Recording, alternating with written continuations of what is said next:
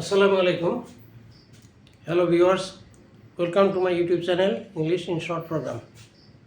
আজকে আমরা ফ্রেজ নিয়ে কিছু কথা বলবো। ইংরেজি ভাষা সমৃদ্ধ একটি ভাষা। এখানে ফ্রেজ আছে, বিভিন্ন ভাষাতেই ফ্রেজ আছে। তো ফ্রেজ দিয়ে ইংরেজি ভাষাকে সুন্দর করা হয়। তো আমরা এখানে কটা ফ্রেজ নিয়ে আলোচনা করব। যেমন উইল অ্যান্ড ও। উইল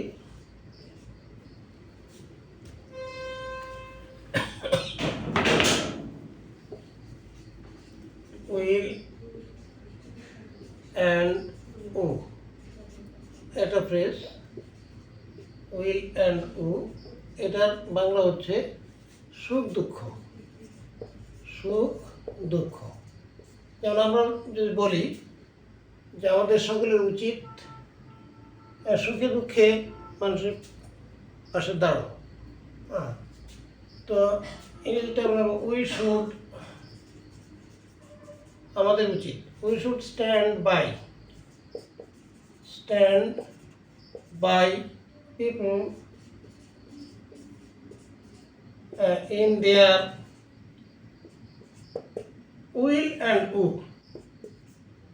will and ও we should stand by the people, আমাদের উচিত জনগণের পাশে দাঁড়ানো ইন দেয়ার উইল অ্যান্ড ও, তাদের সুখে এবং দুঃখে। এইভাবে আমরা ট্রান্সলেশন করতে পারি will and O.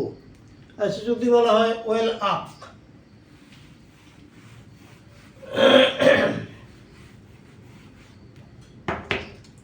Well up, WELL, well up. Well আপের বাংলা হচ্ছে দক্ষ। যদি বলা হয় যে সে ইংরেজিতে দক্ষ, হি ইজ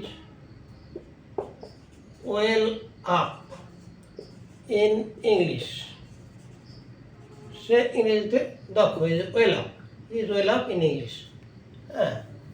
এভাবে ওয়েল আপ একটা ফ্রেজ। এটা হলো দক্ষ। তারপরে যদি আমরা বলি যে ওয়াটারি গ্রেপ,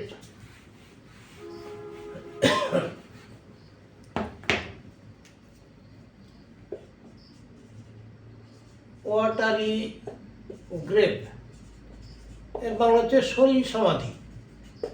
সলিল সমাধি মানে পানিতে ডুবে মারা যাওয়া।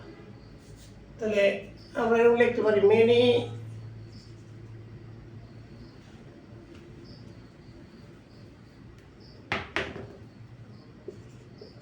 many people met হলো সাক্ষাৎ করা, এটা পার্সনস met কি watery grape, watery grape. many people met watery grape in the last tidal bore. In the last tidal bore, many people met watery grape. অনেক লোকের সলিল সমাধি হয়েছিল in the last tidal bore, কত জলোচ্ছ্বাসে। many people met watery grape in the last tidal bore। তো এইভাবে phrase দিয়ে বাক্য তৈরি করা যায়, বাক্য সুন্দর হয়। ইংরেজি ভাষা সমৃদ্ধ করেছে ফ্রেজ। তো আজ এ পর্যন্তই, আবার দেখাবো নতুন ভিডিও নিয়ে। থ্যাংক ইউ অল, আল্লাহ হাফেজ।